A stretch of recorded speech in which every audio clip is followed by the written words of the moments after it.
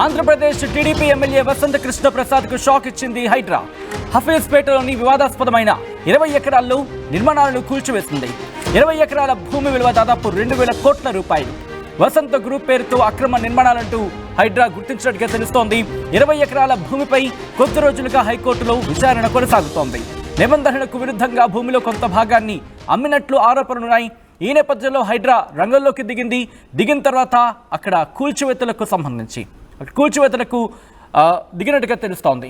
ఇక Andhra Pradesh TDP MLA వసంత Krishna ప్రసాద్కు shock ఇచ్చింది హైడ్రా అంటూ కూడా పెద్ద ఎత్తున ఇప్పుడు చర్చ జరుగుతుంది. దాని విజువల్స్ మీరు చూస్తున్నారు. ఆ కూల్చివేతలకు సంబంధించిన విజువల్స్ మీరు చూడడం జరుగుతుంది. ఆర్టీవీ స్క్రీన్ మీద ఎక్స్క్లూజివ్గా మా ప్రతినిధి పవన్ అక్కడే ఉన్నారు.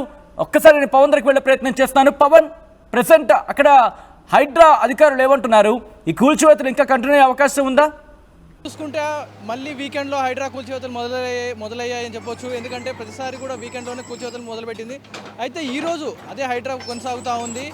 2,000 కోట్లకు సంబంధించిన ఈ ప్రాపర్టీ ఏదైతే ఉందో, వసంత గ్రూప్ రియల్ ఎస్టేట్ కంపెనీకి సంబంధించిన ఈ రియల్ ఎస్టేట్ ఏదైతే 20 ఎకరాల భూమి ఉందో దీని మీద హైడ్రా దాడి చేయడం జరిగింది. ఒక్కసారిగా చూసుకోవచ్చు, కూల్చివేతలు అయితే మొదలైపోయాయి. అయితే ఈ ల్యాండ్ ఏదైతే ఉందో, ఈ ఏదైతే 20 ఎకరాల భూమి ఏదైతే ఉందో, టీడీపీ ఎమ్మెల్యే కృష్ణప్రసాద్కి చెందిన వసంత గ్రూప్ రియల్ ఎస్టేట్ కమిటీ సంస్థ కబ్జా చేసిందని హైడ్రా ఆరోపణలు అయితే చేస్తూ ఉంది. అయితే దీన్ని ఆరోపణలు వచ్చిన వెంటనే హైడ్రా దీన్ని సీరియస్గా తీసుకొని వీకెండ్ రాగానే దీని కన్స్ట్రక్షన్ అయితే దీన్ని మొత్తం కూల్చేయడం జరిగింది. అయితే ఇది వసంత గ్రూప్ సంబంధించిన ఇది రియల్ ఎస్టేట్ ఆఫీస్గా చెప్తా ఉన్నారు.